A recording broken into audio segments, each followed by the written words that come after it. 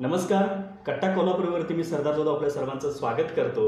नित्यदीप products प्रायोजित आजच्या या विशेष मुलाखतीमध्ये आज मी सर्वांचं विशेष स्वागत करतो यासाठी की आज आहे वर्ल्ड फूड डे आणि जागतिक अन्न दिन असं म्हणतात आणि सगळेच फूडी असतात. म्हणजे कोल्हापूरकर जास्त फूडी आहेत असं म्हटलं जातं, परंतु सगळ्यांनाच फूड आणि वेगळे त्याचे पदार्थ खायला खूप आवडतात आणि यासाठीच आज आपल्या कट्ट्यावरती आलेले आहेत.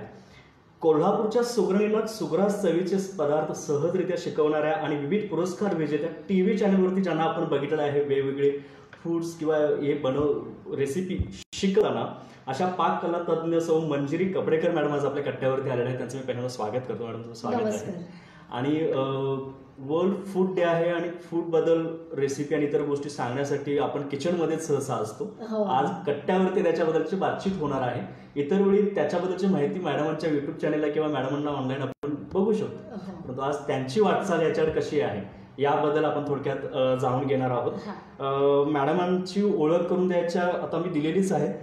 खूप सारे पुरस्कार आहेत. मॅडम आता मी सर्व प्रश्नोत्तरांच्याकडे जातो की जसं आता मी म्हटलं की वेगवेगळे पदार्थ बनवणे त्याबद्दलची पाककृती तुम्ही सांगताच, परंतु याच्या पाठीमागे तुमची वाटचाल कशी होती? म्हणजे या इथपर्यंत आलात आणि कोल्हापूरच्या मला वाटतं अशा पहिल्या आहात ज्या टीव्ही चॅनलवरती पुरस्कार विजेते आहात याबाबतीत, तर ही वाटचाल आम्हाला ऐकायला आवडेल. मी माझं माहेर सोलापूर. ओके. आणि मग लग्न होऊन मी इकडं कोल्हापुरात आले आणि कुकिंग क्लासेस मी जे आता घेते त्याला आता 23 वर्ष पूर्ण झाली. Cooking classes?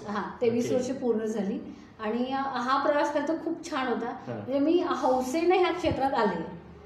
म्हणजे मला असं होतं की शिक्षक हे विषय मला खूप आवडतो. शिक्षक हे खूप आवडतात. आता शालेय जीवनात तर सहसा पाककलेविषयी नसतो, जॉग्राफी अशा सगळे विषय. मग हा विषय कसा का तुम्ही त्यावेळेपासून? कसं होतं की शाळेत म्हणजे लहानपणापासून ह्या गोष्टीची खूप आवड होती.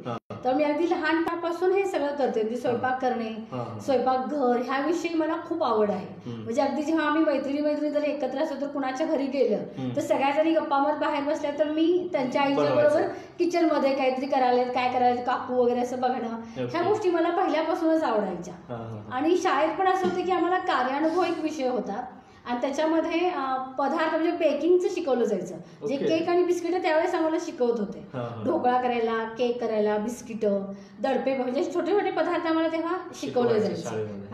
आणि मग ती आधी आवड आणि ह्याच्यामुळे आवड निर्माण झाली. मग असं व्हायचं की शाळेत असताना मला ते सगळं करायला मिळावं, कारण एवढ्या सगळ्या मुलींची 7-8 जणींचा ग्रुप असायचा. प्रत्येकीने एक त्याला लागणारं साहित्य आणायचं आणि मग ते करायचं. मग मी काय करायची की सगळं साहित्य मीच घरातनं घेऊन जायची, का तर ते सगळं मला पदार्थ करायला मिळावेत म्हणजे. आणि मग ती करायची. म्हणजे मला तेव्हापासूनची ही आवड होती आणि मग ते असं सगळं अजून आवड निर्माण होती. त्या वयातच ठरवलं होतं का याच्यात करिअर करायचं? करिअरचं तेव्हा असं काही इतकं डोक्यात नव्हतं खरं तर, पण आवड मात्र होती. असं होतं. मग तिथून पुढे याच्याबद्दलचं शिक्षण म्हणजे अकॅडमिक हे कधी घेतलं? म्हणजे मी बरंच मग शिकले त्यात. आता मला जेव्हा मी ठरवलं की लग्नानंतर ऍक्च्युली माझं सगळं ह्याच्यातलं डेव्हलपमेंट होत गेली आणि मग ठरवलं की माझ्या मिस्टरांनी सुचवलं की तुला जर ह्याच गोष्टीची आवड आहे तर वेगळं काहीतरी शिकून करिअर करण्यापेक्षा तू ह्यातलं सगळं शिकून घे आणि मग क्लासेस सुरू कर, असं होतं तेव्हा.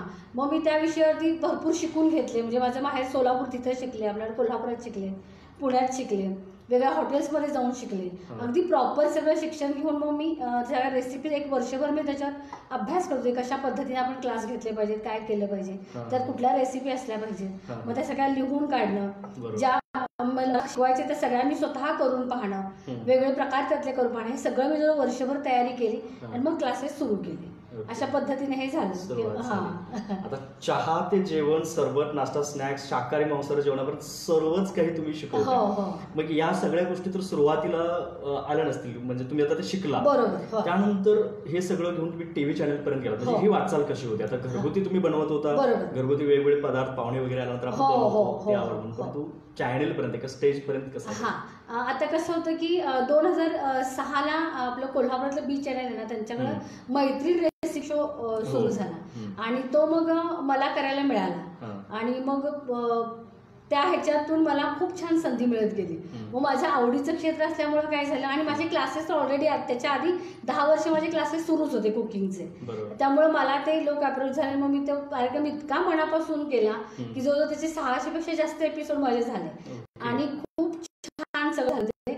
मग तिथे मला आपलं मग ईटीव्हीचा कोल्हापूर ईटीव्हीचा असा होता की शोध सुगरण शोध सुगरणीचा असा कार्यक्रम होता तो. मग त्याच्यासाठी त्याच्या ऑडिशन्स कोल्हापुरात होत्या.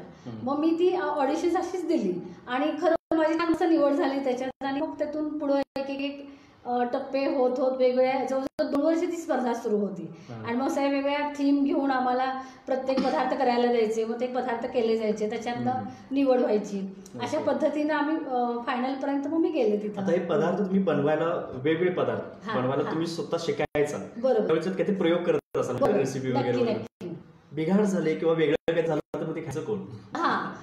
ते तर महत्वाचं आहे की समजा एखादा पदार्थ बिघडला ना तो परत कसा दुरुस्त करायचा, त्याला दुरुस्त आणि करता यायचा. दुरुस्त करायचं ते येणंच गरजेचं आहे ना. जर समजा पदार्थ बिघडला एखादा तर तो दुरुस्त कसा करायचा हे पण मी क्लासमध्ये शिकवते. आणि मग ते कसं होतं, ते एवढ्या वर्षाचा अनुभव. मी जसं म्हणलं की माझी आई खूप छान पदार्थ करायची, माझ्या सासूबाई खूप चांगलं करायच्या, त्यामुळे त्यांचा प्रभाव माझ्यावर, दोघींचा माझ्यावर खूप छान प्रभाव आहे. आणि मी ते शिकत गेले सगळं. आणि कसं झालं की खूप वेगळी खाद्य संस्कृती आहे. सोलापूरची खाद्य संस्कृती खूप वेगळी, कोल्हापूरची खूप वेगळी. मग नंतर बहीण कर्नाटकात गेली, त्यांच्याकडचे वेगळे पदार्थ. आणि मग खूप पाहुणे आहेत, म्हणजे आमची कपडेकरांची फॅमिली पण हे 4 भाऊ, त्यामुळे प्रत्येक जागा वेगवेगळीकडच्या त्यांच्याकडची खाद्य संस्कृती. मग परत आम्हाला प्रत्येकीला सुना आलेले आहेत आता, त्यांचे वेगळे. त्यामुळे इतकं शिकायला मिळत गेलं. आणि मग फिरण्यामुळे पण बरं शिकायला मिळालं. आणि मग आवड असल्यामुळे आपण ते छान डेव्हलप करून ते क्लासेस मध्ये पदार्थ घेणे, अशा गोष्टी. कोण कुठल्या प्लॅटफॉर्मचा वापर कशासाठी करेल, म्हणजे वेगवेगळी पाहुणे भेटलेत, वेगवेगळ्या ठिकाणचे मित्र असलेत, आपले फॉरेनचे मित्र असले तर आपण तिथली भाषा शिकतो, तिथली संस्कृती सहसा अडॉप्ट करायला बघतो. आणि मॅडमनी काय केलं, तिथलं जेवण, तिथले खाद्यपदार्थ काय आहे त्याच्यावरती कॉन्सन्ट्रेट असेल. आता तुम्ही सांगितलं वेगळे, असं कोकणी, आता कोकणी तर फार वेगळं आहे. सोलापूर तर एकदम वेगळंच, तिखट बनवलं जातं. तिखट आणि तिकडे शेंगदाण्याचा कूट सगळ्या पदार्थात घालतात, सुकं खोबरं थोडं वापरतात. म्हणजे आपल्याकडे कसं कोल्हापुरात सगळ्यामध्ये ओलं खोबरं भरपूर असतं, तसं तिथं नसतं. त्यामुळे खूप वेगळे, म्हणजे भाज्या सुद्धा खूप वेगवेगळ्या मिळतात. आता कसं झालं की आता आपण खूप जवळ आलोय, असं तर सोलापूर काही फार लांब वाटत नाही. पण जेव्हा माझं लग्न होण्यात मी 31 वर्ष झालं कोल्हापुरात आहे, 31 वर्ष माझ्या लग्नात झाले, त्यावेळेस म्हणजे खूप वेगळं होतं. म्हणजे तिकडच्या भाज्या वेगळ्या असायच्या, इकडच्या भाज्या वेगळ्या असायच्या, करायच्या पद्धती तर पूर्ण वेगळ्या. त्यावेळी तर खूप असं वेगळं पण खूप वेगळं होतं. पण मला ते आवडलं शिकायला. आणि कसं झालं की इकडे कपडेकरांची, मी जसं म्हटलं की मोठी फॅमिली आहे, त्यामुळे सतत घरात काही ना काहीतरी कार्यक्रम असायचे, मित्रमंडळी असायचे, जेवणाचे कार्यक्रम खूप असायचे. आणि मला आवड असल्यामुळे मी, जरी आमच्या घरातली सगळ्यात धाकटी सून मी, पण मला करायला आवडत असल्यामुळे मीच सगळं पुढे होऊन ते करायची. यालाच असा एक प्रश्न विचारायचा होता, तुम्ही कपडेकरांची फॅमिली खूप मोठी आहे आणि तुम्ही करायला पुढे असायचं. सहसा खूप वेळा भरपूर पाहुणे आले तर खूप वेळा कंटाळा येतात, म्हणजे दिवसभराची तुमचं एकटे कामं केलं असतात गृहिणीने, आणि त्यानंतर ते करायचं म्हटलं की नको वाटतं, कोणाला तरी आता सपोर्टला बोलावं. तर तुम्हाला असं कधी झालं नसणार, कारण तुमची ती आवड आहे. मला उलट काय वाटायचं की आज आता समजा एक 50 लोकांचं स्वयंपाक असेल करायचं, तर मला उलट मजा यायची की आता मला त्याच्यातही जगात मला शिकायला मिळालं. म्हणजे मी ह्याच्यासाठी किती साहित्य घेणार, मी त्यासाठी किती घेणार, म्हणजे मी प्रत्येक गोष्टीत असे छान मजा घेऊन करत गेले. आणि शिकायला मला काहीतरी मिळतंय असं करून मी ते करत गेले. खूप छान. म्हणजे ही आवड आहे ना एखाद्याला असं वेगळं करून खायला मिळण्याची, ऑफकोर्स त्याच्यामुळे अटॅचमेंट पण होते. त्यामुळे काय झालं की खूप माणसं जोडली गेली, खूप जणांचं प्रेम मिळालं, खूप जणांच्या मनात घुसण्याचा मार्ग पोटातून असतो म्हणतात, खूप नातीही याच्यामुळे जोडली. त्यामुळेच मी म्हणते नेहमी ना की कोल्हापूरनं मला इतकं प्रेम दिलं. आणि म्हणजे मी आता सोलापूर विसरल्यासारखी झालेली.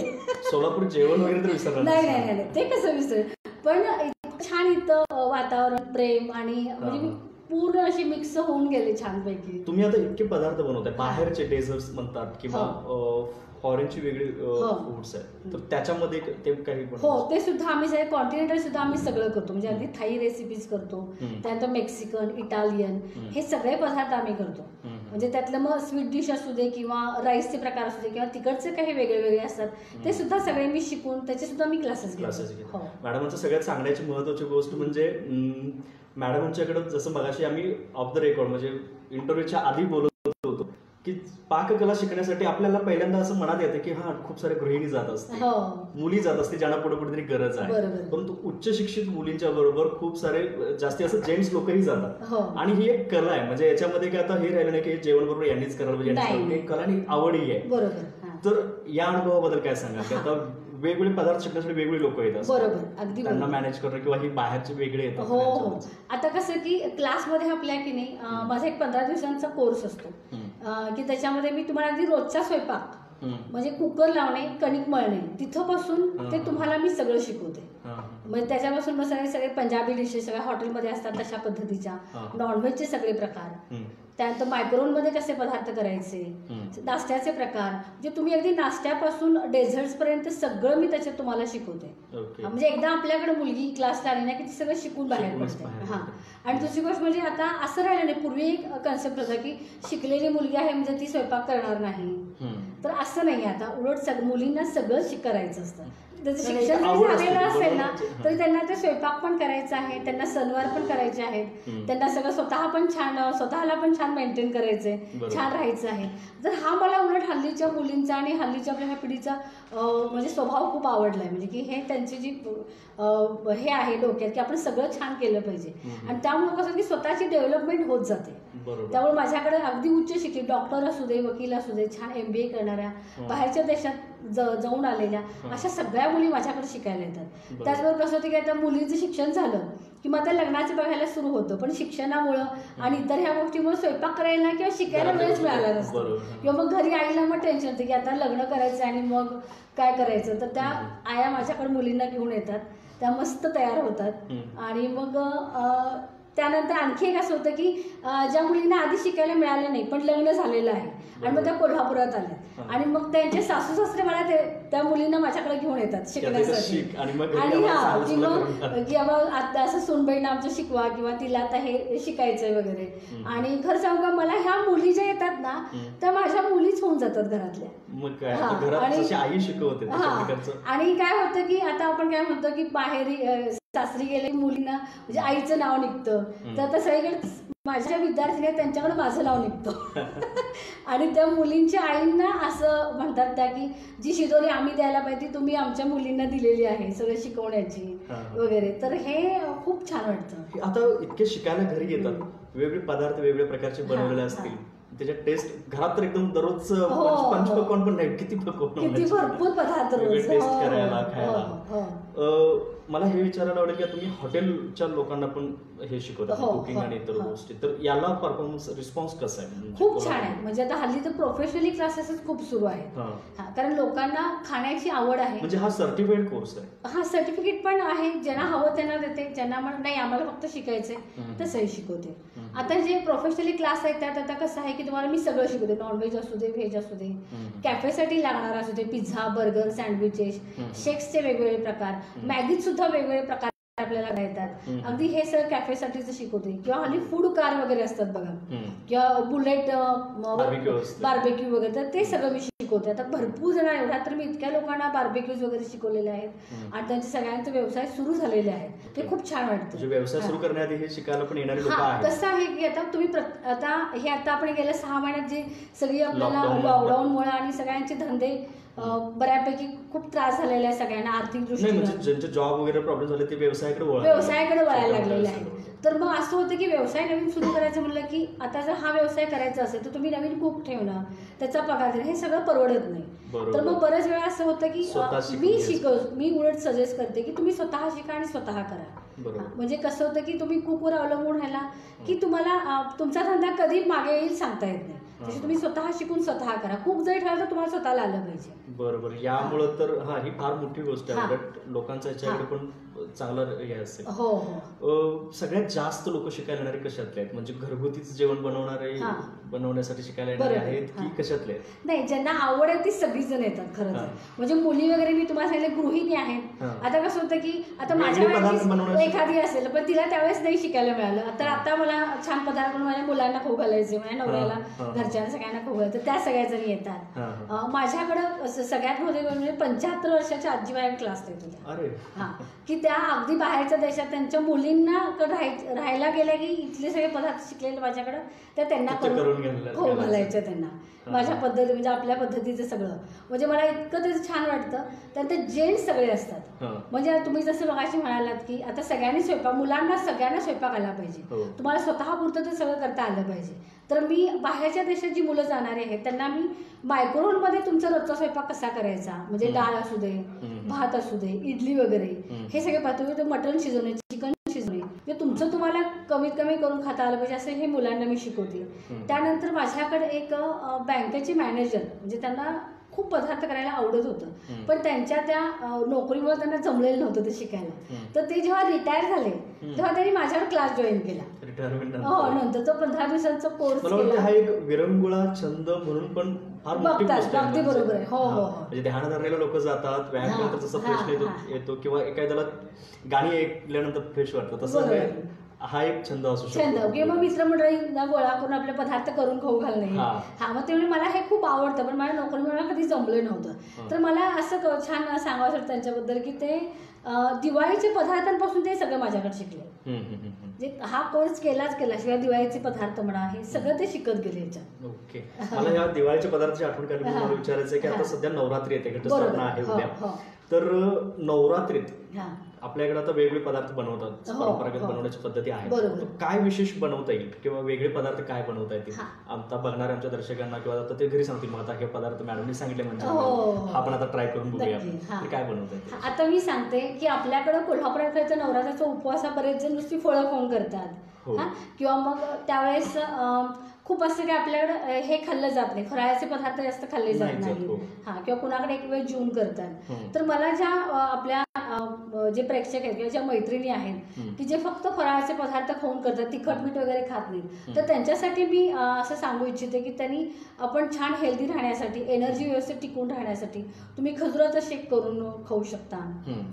त्यानंतर हेच आपल्या सगळी फळं आहेत त्या सगळ्या फळांचं तुम्ही सॅलड करून खाऊ शकता वेगळ्या प्रकारे. म्हणजे तुम्ही जेव्हा आपल्याला वाटतं की आता मला आज खूप थकवा आल्यासारखं झालेलं आहे, तर नुसतं शहाळ्याचं पाणी न पिता त्या शहाळ्याच्या पाण्यामध्ये थोडंसं तुम्ही त्याला वेलदोड्याची चव दिली, थोडंसं लिंबू पिळा की तुम्हाला डबल एनर्जी त्याच्यातनं येते, ते तुम्ही घेऊ शकता. आणि खजुराचा शेक मी जसं सांगितलं की तुम्ही खजूर दुधात भिजत टाकायचे, त्यानंतर ते सोलायचे आणि ते मिक्सरला तुम्ही वाटून घ्यायचे छानपैकी, आणि मग त्यात हवं तेवढं दूध घालून तुम्ही एक ग्लास भरून जर का ते घेतला शेक, तुम्हाला अगदी पूर्ण छानपैकी एनर्जी येते त्याची.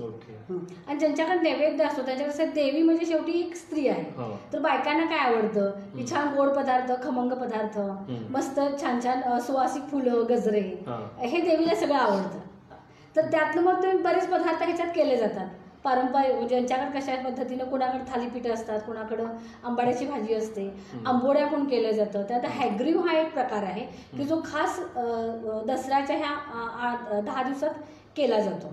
महाराष्ट्रीयन, हा कर्नाटकी पदार्थ आहे. हॅग्रीव हे ऍक्च्युली घोड्याचे नाव आहे, म्हणजे घोड्याच्या रूपातल्या विष्णूचं नाव आहे, आणि तो पदार्थ ह्या नवरात्रात केला जातो वेगळं. असं जर का तुम्हाला देवीला नैवेद्य जर दाखवायला घेतलं वेगळं हवं असं तर हे करता येतं. आता हे उपवास करणाऱ्यांना आणि इतर हे परंपरागत करणार हे तुम्ही सांगितलं, परंतु नवरात्रीत आता 6 महिने झालं लोक लॉकडाऊनमुळे सण एवढे उत्साहाने करू शकले, सध्या आता स्पेस मिळालेला तर खूप वेगळं काहीतरी करायचंय. पाहुणे कोणी घरी येतील किंवा कुणाला भेटायला जाताना घेऊन जायचं, तर असं वेगळं काय करता येईल नवरात्री? मग तुम्ही मिठाई करू शकता वेगळ्या प्रकारची घरी, किंवा आता आपल्याकडे कडाकणे करतात. कडाकणे तर आपल्याकडे केले जातात, कडाकण्याचे वेगवेगळ्या आकाराचे ते जास्त खेड्यातच करतात, सिटीत नाही. आम्ही करतो की कोल्हापुरात आपल्याकडे ह्या सगळ्या परंपरा अजून आहेत. सगळ्यांच्याकडे ज्यांच्याकडे घटस्थापना झालेली असते त्यांच्याकडे कडाकणे हे करतातच. आणि मग त्याच्यासोबत तिचं देवीसाठीची लागणारे तिचे अलंकार केले जातात, वेणी, गळ्यातलं, पाण्याचा विडा, बांगड्या, जोडवी, असे प्रकार सगळे वेगवेगळे त्याच्यात, वेणी, फणी असं सगळं केलं जातं. हे एक वेगळं होतं. आणि शक्यतो कसं असतं की आता म्हणजे तर माझ्याकडं नवरात्रात माझ्या मैत्रिणी येतात, श्रीसुक्ताचं पठण वगैरे झालं की मग त्यांना आम्ही फराळाचे पदार्थ खायला करतो. मग मी तर खूप पदार्थ करते फराळाचे, म्हणजे एकदम हेच असतं. म्हणजे माझ्या बाहेर सोलापूर भेटले ना तर माझी आई तिकडे नवरात्रात फक्त फराळाचे पदार्थ खातात. म्हणजे इतर आपल्यासारखं फळं नुसती खायची असं नाही, किंवा एक वेळ जेवण वगैरे काहीच नाही, नुसतं एकादशी सारखं फक्त फराळाचे पदार्थ, जे वरी, शाबू, शेंगदाणे ह्याच्यापासून केलेले सगळे पदार्थ. तर माझ्या आईनं आणि आमच्या माम्यांनी असं सगळ्यांनी मिळून 150 पदार्थ एका नवरात्रात केले होते. की म्हणजे आपण ह्या पासून काय काय करू शकतो. मग तसं तुम्ही वेगळे उपवासाचे पदार्थ वेगळे करू शकता. कोणी आपल्याकडे येणार असेल तर, म्हणजे आधी उपवासात आपल्याला डोसा, इडली, बटाटे वडा, शाबू वडे वगैरे तर आपण करतोच, भाकरी, त्यानंतर राजगिऱ्याच्या पिठाची पुरी, पिठलं, शाबूचे लाडू, शाही खीर, म्हणजे माझ्याकडे तर अशी मोठी लिस्टच आहे उपवासाच्या पदार्थांची. ह्यातले तुम्ही खूप करू शकता. पेजवरती तर म्हणजे मॅडमाचं जे पेज आहे मंजिरी कपडेकर फूड्स, त्याच्यामध्ये तर याची सगळी लिस्टच आहे. पदार्थांची वेगळी आहे, सणावारात करण्याची वेगळी आहे, तुम्ही त्यालाही व्हिजिट करू शकता. आता दिवाळी येते दसऱ्यानंतर, तर दिवाळीमध्ये खूप परंपरागत पदार्थ केले जातात, त्याच्यात वेगळे पण काय करता येईल? आता फराळाचे पदार्थ आपल्याकडे करायची पद्धत आहे. जसं मी सांगते की माझा ना पूर्ण जसा अभ्यास मी जसं ह्या क्षेत्रात उतरले की खाद्य संस्कृतीवरती मी खूप अभ्यास केला. आणि आपले हे जे सणवार आहेत हे मुळात मला खूप आवडतं. सणवार तेव्हा करायचे पदार्थ, मग मी क्लासमध्ये आलेल्या मुलींना किंवा टीव्हीच्या माध्यमातून, रेडिओवरती माझे कार्यक्रम खूप असतात, त्याच्या माध्यमातून माझी पुस्तकं 6 प्रकाशित झालेली आहेत. तर त्याच्यातून मी तुम्ही आपली जे सणावाराला करणारे पदार्थ आहेत ते तुम्ही आवर्जून करा. त्यासाठी आधीपासून काय प्लॅनिंग करा हे मी सगळं सांगते. आणि मग तसं दिवाळी, आता तुम्ही जसं म्हणा की हे आपले 6 महिने खूप ह्याच्यात गेले, तर आता हे दसऱ्यापासून आपल्याला खूप चांगली संधी आहे की जरा आपल्या मनाला उत्साह येण्यासाठीच, आणि त्यासाठी आपण हे सणवार आपण करतो करायला पाहिजे. तर नेहमीचे फराळाचे पदार्थ आपण करणारच, पण समजा करंजी तुम्हाला थोडी हेल्दी करायची असेल तर आतमध्ये साखर न घालता तुम्ही सेंद्रिय गुळ घाला, खजूर घाला, अशा पद्धतीने तुम्ही ती करंजी करू शकता. किंवा आपले नेहमीचे पदार्थ केल्यानंतर एखादा वेगळा काहीतरी मिठाईचा प्रकार करू शकता त्याच्यात. म्हणजे काजूची पावडर आपण थोडी साखरेच्या पाकात घट्ट केली की त्याच्यात वेगवेगळ्या प्रकारचे रोल करू शकता, काजू कतली करू शकता. म्हणजे आता मुलांना हे आवडतं. शिवाय आपले जुने पदार्थ जे पारंपरिक पदार्थ तेही सगळे कळाले पाहिजेत, त्यासाठी तेही करायचे आणि हेही करायचे. पारंपरिक पदार्थ वेगळे पण सुद्धा काहीतरी करता येतात. आता समजा करंज्या तुम्हाला तळायचे नसेल तुम्ही बेक करू शकता.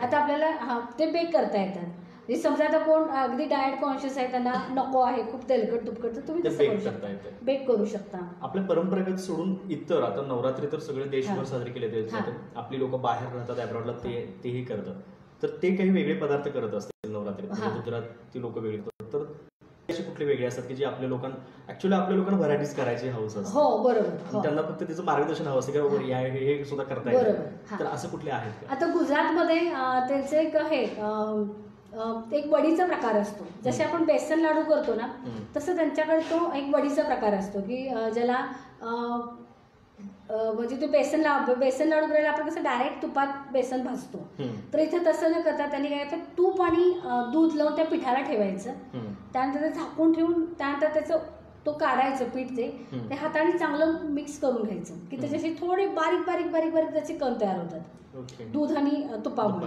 आणि मग ते तुम्ही तुपात खमंग भाजून परत साखरेच्या पाकात टाकून तुम्ही वेगवेगळ्या लाडवाचं ते थापून त्याची वडी करतात.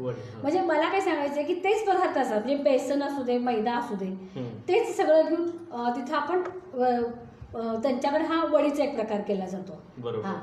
तसं मग ह्याच्याकडे कर्नाटकात आणि वेगवेगळ्या प्रकार, त्यांच्याकडे फुटाण्याच्या डाळीचे लाडू केले जातात कर्नाटकात, खोबऱ्याचे लाडू करतात, चकलीचे खूप प्रकार करतात कर्नाटकात, वेगवेगळ्या प्रकारच्या चकल्या करतात. म्हणजे आता ही एक खरंच एक मेजवानीमध्ये फार मोठा सण होऊ शकतो आपल्यासाठी. खूप लोकांना आता उत्साहाने काहीतरी करायचंय आणि पदार्थांच्या मुळे तर सणाला फार मोठं स्वरूप, एकदम आनंदाचं स्वरूप निर्माण होतं. तर हे मॅडम जे सांगतायत, आणि ऑफकोर्स तेवढं लक्षात राहणार नाही, तुम्ही लिहून घेऊ शकता, आणि त्यानंतरच्या त्या रेसिपी आहेत त्या मॅडमांच्याकडे तुम्ही घेऊ शकता. यानंतर मी एकत्रित खाद्य संस्कृती याबद्दल तुमचं फार मोठं काम, तर याच्याबद्दल थोडं. की मी जसं म्हणलं की 15 मुली आल्या ना, तर त्यांना आपण फक्त तो 15 दिवसाचा कोर्स शिकवता, त्याच्यामध्ये मी त्यांना हे पण सांगते की आपण आपले सण कसे साजरे करावेत, किंवा त्या दिवशी आपल्या घरातलं वातावरण कसं असावं, तर आपण त्याची आधीपासून काय तयारी करा. अगदी मुली जॉब करतात, बायका सुद्धा जॉब करतात, काहीतरी उद्योग, छोटा मोठा उद्योग करत असतात, तर त्याच्यातून जर का तुम्ही आधी थोडी तयारी केली तर तुम्ही ते सण खूप छान पद्धतीने साजरे करू शकता. आणि ज्या सणाला जे पदार्थ करून खायचे आहेत ते करावेच. जर का आपण आपली खाद्य संस्कृती इतकी सुंदर आहे आणि इतकी रिच म्हणता येईल अशी आहे की ती जर का आपली पुढे नाही गेली तर आपण मागे पडू. माझं असं म्हणणं आहे की जेव्हा आपण बाहेरच्या पदार्थांना आपलंसं केलेलं आहे ना, तर आपण ते करायचंच आहे. आपल्याला जगाबरोबर राहायचंय, त्यामुळे आपण पिझ्झा इतर गोष्टी सगळ्या खायच्याच आहेत, ती हाऊस ते खायचंच आहे. पण त्याबरोबर तुम्ही आपले पदार्थ पण खायचे, ते सुद्धा तुम्ही खाल्ले पाहिजे. त्यासाठी काय करायला पाहिजे की आता माझ्यासारख्या ज्या गृहिणी आहेत त्यांनी ते प्रत्येक सणाचा पदार्थ त्या दिवशी तो केलाच पाहिजे. कारण आपल्याकडे खूप छान आहे ते. जर का मी मी केले आज तर माझ्या मुलीला कळेल, माझ्या सुनेला कळेल. Right. मग ती हा माझ्या सासूबाई असं करत होत्या, मुलगी माझी आई असं करते, तर मला ह्या सणाला हे सगळं करावं. मग त्यानिमित्ताने ते खाल्लं जातं. मुद्दाम होत नाही. आता तुम्ही म्हणला आज संध्याकाळी मोदक करूया, तर होतं का? होत नाही. पण त्या दिवशी मात्र आपण आवर्जून संकष्टीला किंवा गणपतीत मोदक करतो. किंवा आता आपण म्हटलं की नुसतंच असं सहजच काहीतरी एखादा दिवाळीचा पदार्थ करूया. आता हल्ली विकत आणलं जातं किंवा मध्ये आता केलं जातं. पण त्या वेळेसचे जे पदार्थ आहेत ठराविक, म्हणजे आता आपल्या संक्रांतीला मिक्स भाज्या म्हणून एक भोगीची भाजी केली जाते, ती एरवी केली जात नाही. किंवा तेव्हा राळ्याचे तांदूळ असतात. बरेच जण राळे म्हणजे काय हेच माहिती नाहीये. तर ते इतके छान औषधी गुणधर्माचे असतात की ते थंडीच्या दिवसात खाणं खूप गरजेचं असतं. तर राळ्याचे तांदूळ, त्यात मुगाची डाळ घालून त्याची खिचडी केली जाते. ती तुम्ही त्या भोगीची भाजी ताक आणि दह्यासोबत खायची असते त्या दिवशी. बाजरीची भाकरी, ह्या गोष्टी त्या दिवशी खाल्ल्या, त्या सणाला खाल्ल्या पाहिजेत.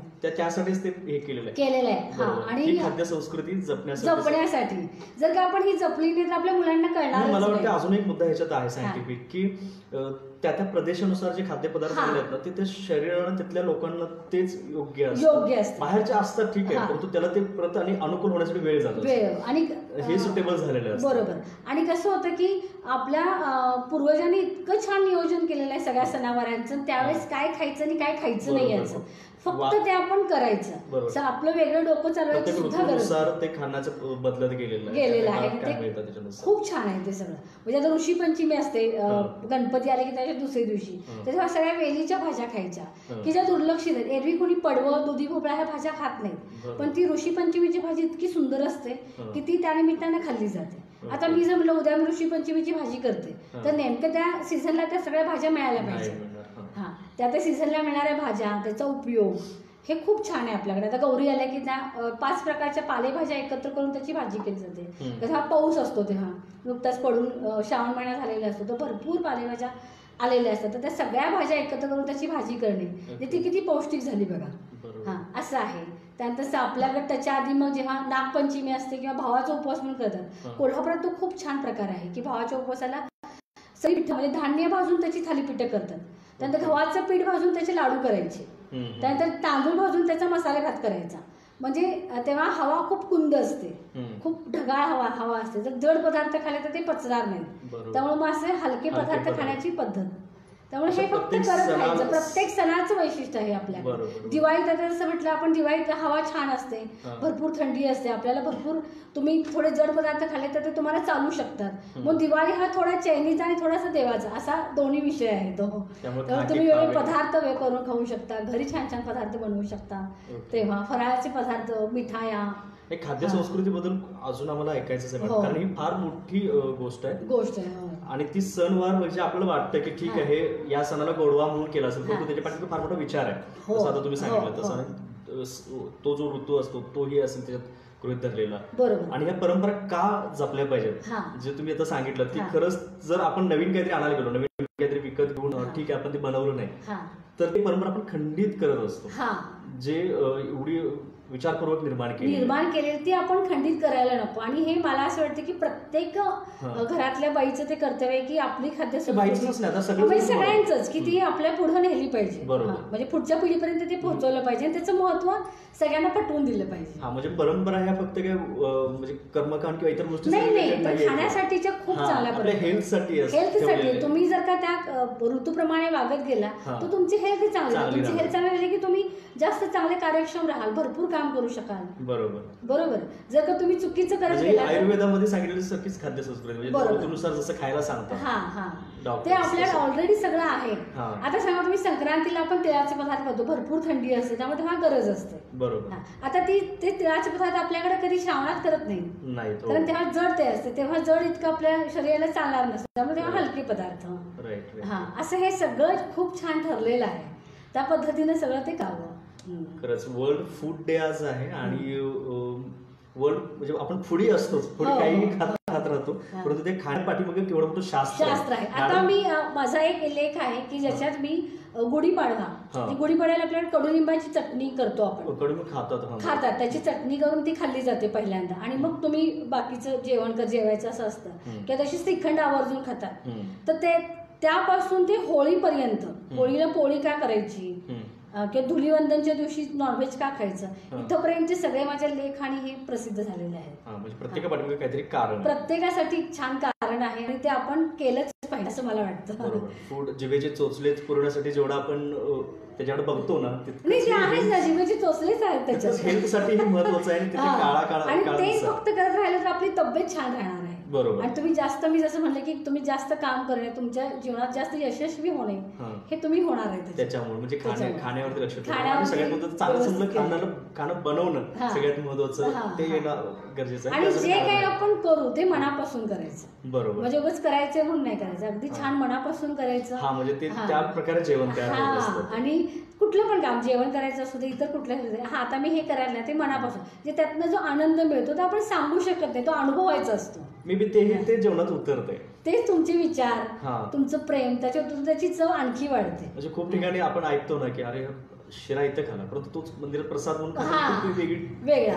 म्हणजे तो बनवण्याची भावना. आणि त्यावेळेस आपण आपल्याकडे नैवेद्य करताना बघा की आंघोळ करून वगैरे व्यवस्थित केलंच पाहिजे. मग ती एक पवित्रता, ती स्वच्छता, त्यात मनापासून एक केलेलं असतं की आपण करतोय, तर ते सगळं त्याच्यात उतरलेलं असतं. त्यामुळे तो देवाचा नैवेद्य असू दे किंवा आपण सत्यनारायणचा प्रसाद असू दे आणि रेवडीचा शिरा, ह्याच्यातला फरक तो आपल्याला कळतो. अरे हा कांदा लसूण घालता सुद्धा इतके छान पदार्थ झाले, असं सुद्धा बरीच जण, पण तुम्ही मनापासून ते केलेलं असतं. तो भाव त्यात म्हणजे जसं थोडक्यात एक फार मोठा संदेश दिलेला आहे. म्हणजे आधीही दिलाय की खाद्य संस्कृती ही आपल्या हेल्थसाठी आहे, ना की जस्ट सणावर शो ऑफ करण्यासाठी. आणि त्याचबरोबर आता सांगितलं तसं की खूप साऱ्या अशा गोष्टी आहेत. मी आता शेवटच्या प्रश्नाकडे येतो की वेळ आपली खूप झालेली आहे, त्यानुसार मी शेवटच्या प्रश्नाकडे येतो की आज वर्ल्ड फूड डे आहे, तर आमच्या दर्शकांना तुम्ही काय संदेश काय द्याल? हो, म्हणजे मला तर असं सांगायचं की खूप छान छान सगळे पदार्थ करा. आता सणवार येत आहेत आणि खूप चांगलं एन्जॉय करा. नुसतंच करू नका, की त्याची मजा घ्या आणि ती अनुभवा, कारण ती अनुभवल्याशिवाय कळणार नाही तुम्हाला की एक सणवार आहे हे करायचं म्हणून नका करू, मनापासून करा.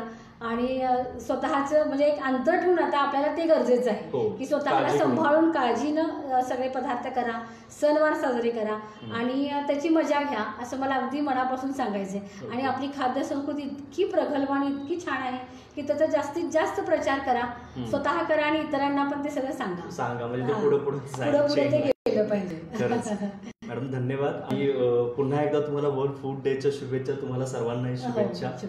आणि आता आम्ही शेवटाकडे येतो. उद्याचं जे लाईव्ह आहे, जे सोमवारी आपलं होणार होतं, जे कॅलिफोर्नियावरून विशेष आपल्याच्या आज कोल्हापूरकरांशी संवाद साधण्यासाठी उद्या येणार आहेत, तेही नक्की बघा. आणि आजचं जे वर्ल्ड फूड डे साठीचं आहे, त्या ज्या निमित्ताने घेतले, ज्याच्या पार्श्वभूमीवरती आपण घेतलेले आहे, खूप छान मॅडमनी आपल्याला गोष्टी सांगितल्या आहेत. मुळात खाद्य संस्कृतीबद्दल आम्हाला जास्त ऐकायचं होतं, ते फार सुंदर सांगितलं आहे. आणि इतर रेसिपीज वगैरे गोष्टी असतील त्याच्यासाठी मॅडम आहेतच. तर मी सरदारसोबत आपल्या सर्वांचा निरोप घेतो. धन्यवाद.